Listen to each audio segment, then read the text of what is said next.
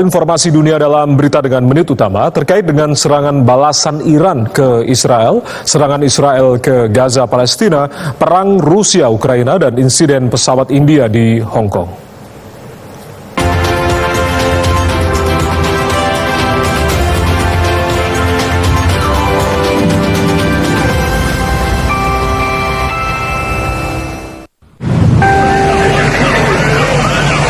Medis dan petugas pemadam kebakaran Israel dikerahkan ke kilang minyak Haifa yang rusak akibat serangan rudal Iran.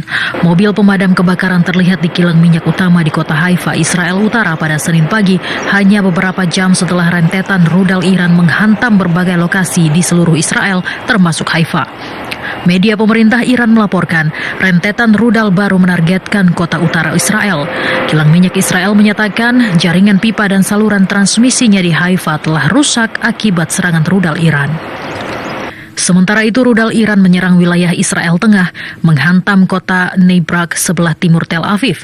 Rekaman gambar dari pesawat nirawak menunjukkan kerusakan parah pada beberapa gedung apartemen. Layanan darurat Israel mengatakan seorang pria tewas dan lebih dari 20 orang terluka dalam serangan itu. Sekolah di kota Yahudi ultra-ortodoks itu juga terkena serangan. Rudal Iran juga menyerang Tel Aviv, Israel. Sedikitnya 100 orang terluka di Israel dalam serangan kilat yang dilancarkan Iran. Warga di kota Petah Tikva, Israel dievakuasi dari gedung pada Senin dini hari setelah gedung tersebut diserang rudal terbaru yang diluncurkan dari Iran.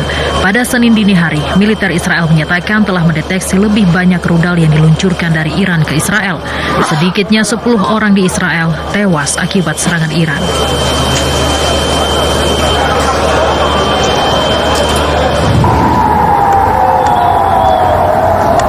Rudal yang diluncurkan dari Iran terlihat di langit di atas wilayah tepi barat Palestina yang diduduki Israel. Rudal terlihat di langit di atas kota-kota wilayah pendudukan tepi barat termasuk Hebron pada hari ini setelah Iran menyatakan telah meluncurkan rentetan serangan baru ke Israel. Ledakan terdengar saat rudal pencegat diluncurkan dari Hebron dan Ramallah untuk mencegat proyektil yang masuk. Kedutaan Besar Amerika Serikat di Tel Aviv, Israel, mengumumkan ditutup pada hari ini karena kerusakan kecil yang dideritanya akibat serangan rudal Iran di kota Israel tersebut. Beberapa bangunan tempat tinggal di lingkungan padat penduduk Tel Aviv hancur dalam serangan yang menghancurkan jendela hotel dan rumah-rumah terdekat lainnya yang berjarak hanya beberapa ratus meter dari Kedutaan Besar Amerika Serikat di Tel Aviv, Israel. Sementara itu, kapal induk Amerika Serikat USS Nimitz meninggalkan Laut Cina Selatan pada Senin pagi menuju barat setelah resepsi untuk kunjungan pelabuhan yang direncanakan di Vietnam Tengah dibatalkan. Salah satu sumber mengatakan Kedutaan Besar Amerika Serikat di Hanoi telah memberitahunya tentang pembatalan tersebut karena ada operasional darurat. Data dari Marine Traffic menunjukkan kapal induk tersebut pada Senin pagi bergerak ke barat menuju Timur Tengah, tempat pertempuran antara Israel dan Iran meningkat.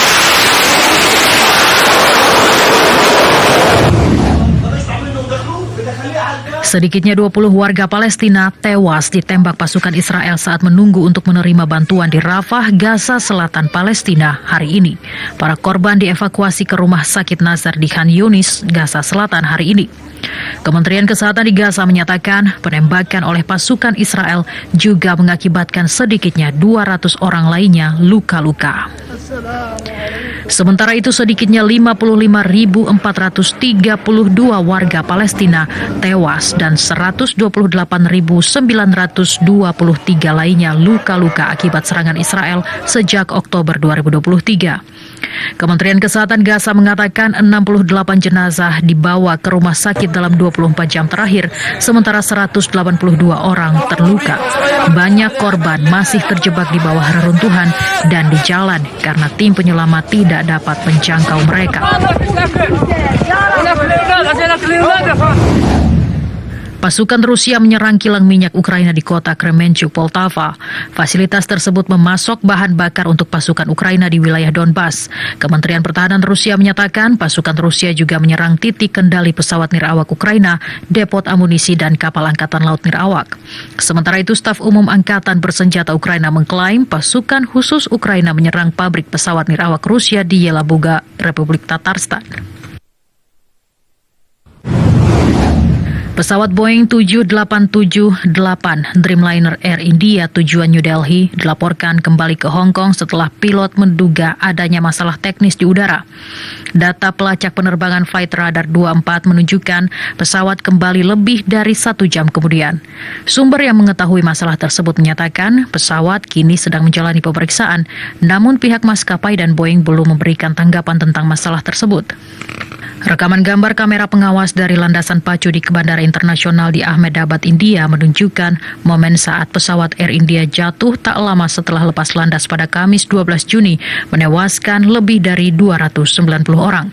Kecelakaan pesawat Boeing 787 tujuan London, Inggris dengan 242 orang di dalamnya ini merupakan bencana penerbangan terburuk di dunia dalam 1 dekade terakhir.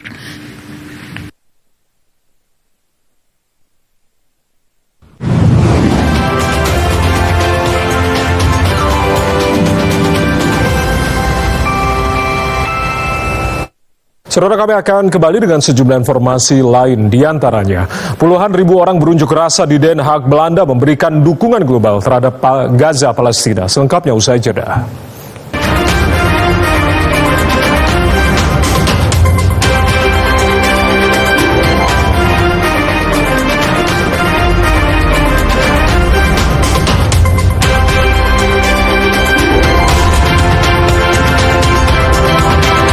Bersama saya Ardianto Wijaya.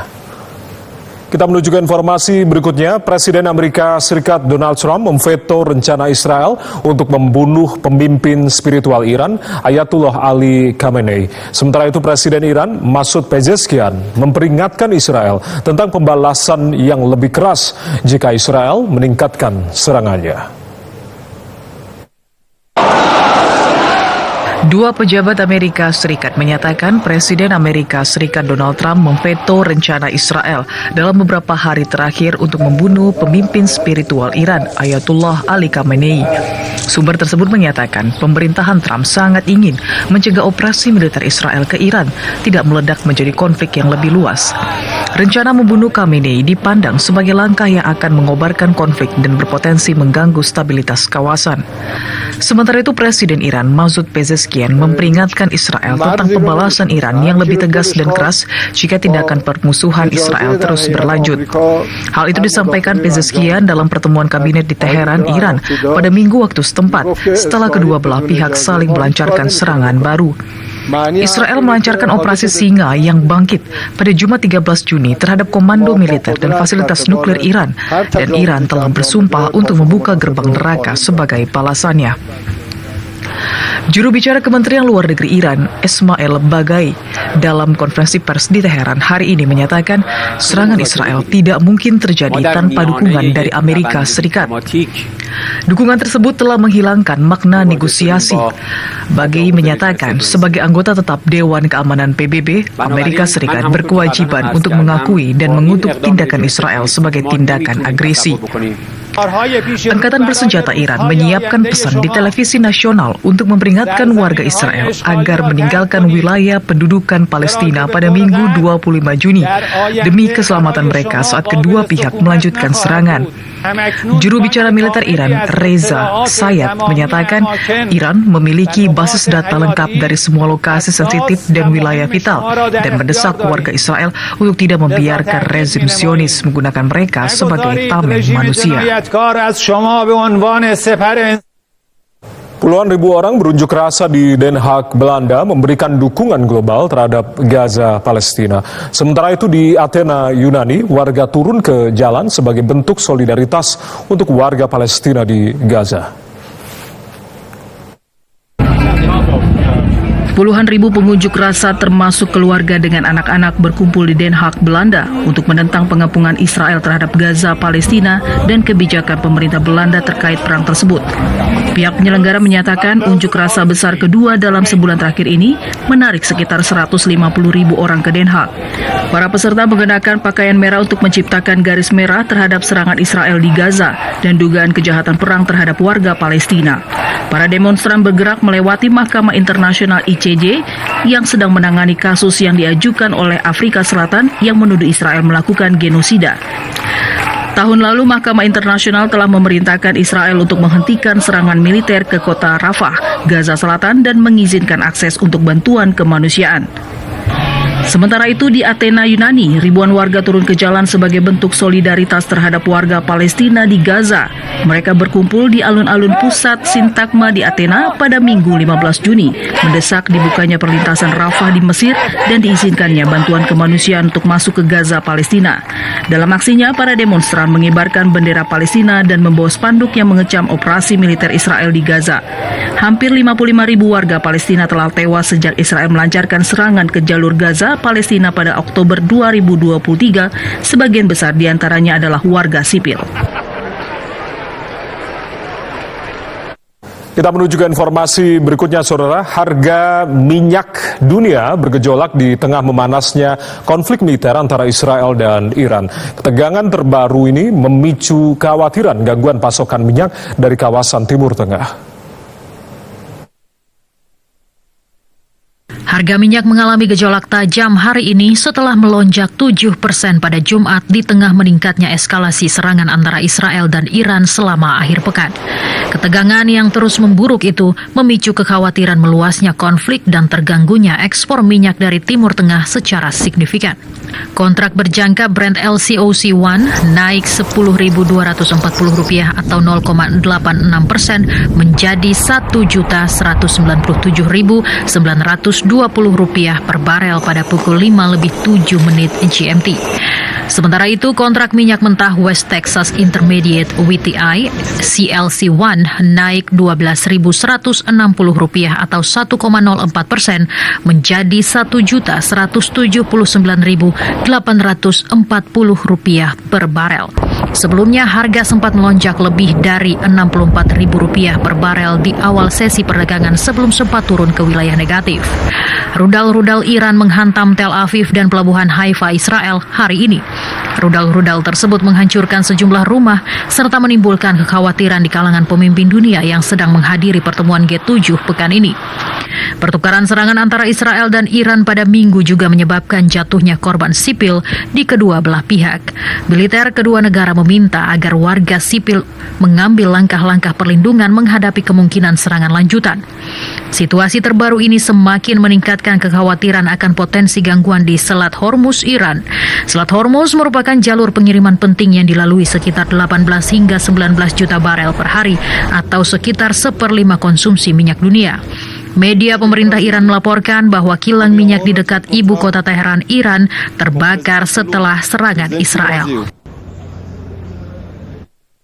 Kita ke belahan dunia lainnya. Polisi Amerika Serikat menggunakan gas air mata dan kuda untuk membubarkan pengunjuk rasa di Los Angeles.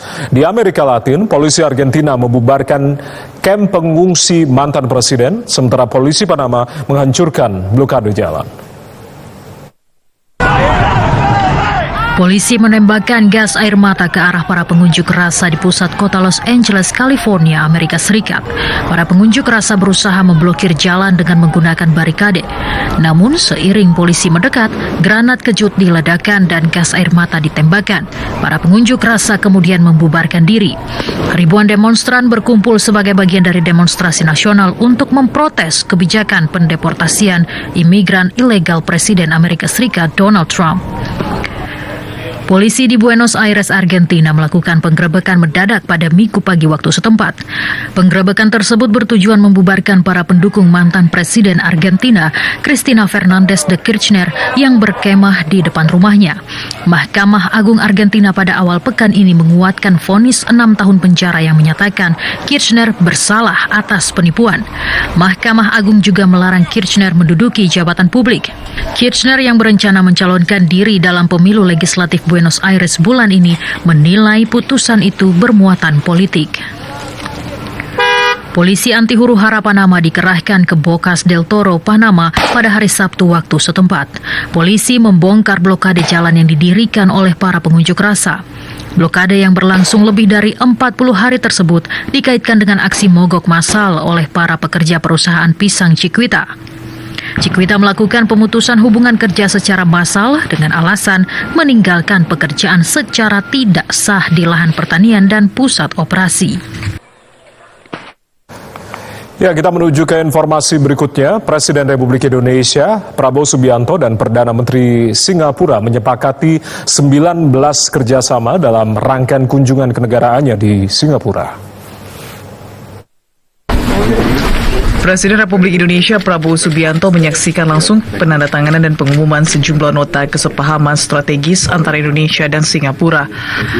Presiden Prabowo dan Perdana Menteri Singapura Lawrence Wong menjalin 19 kerjasama dalam rangkaian kunjungan kenegaraannya di Gedung Parlemen Singapura hari ini. Penandatanganan ini menjadi tonggak penting dalam memperkuat kerjasama bilateral di berbagai sektor, mulai dari ekonomi, energi, pertahanan, hingga pengembangan sumber daya manusia dan teknologi rendah karbon. Di bidang politik dan keamanan, kedua negara menegaskan kembali komitmen untuk mengimplementasikan sepenuhnya perjanjian kerja sama, pertahanan, serta percepatan finalisasi teknis wilayah pelatihan militer. Selain itu, kemajuan juga dicapai dalam mekanisme perjanjian ekstradisi, termasuk pembaruan MOU antara Jaksa Agung kedua negara. Secara ekonomi, Presiden Prabowo menyampaikan apresiasi atas posisi Singapura sebagai salah satu investor utama di Indonesia. Terkait ketahanan pangan, Presiden menyambut baik tawaran Singapura dalam transfer teknologi pertanian modern, termasuk urban farming atau pertanian perkotaan dan praktik pasca panen berkelanjutan. Dalam sektor kesehatan, Presiden Prabowo mengundang partisipasi aktif Singapura untuk mendukung transformasi sistem kesehatan Indonesia, termasuk pendirian fakultas kedokteran dan keperawatan baru. Dalam hal konektivitas, Indonesia berkomitmen menambah penerbangan langsung dengan Singapura dan memperbaiki infrastruktur bandara. Of our decarbonization efforts,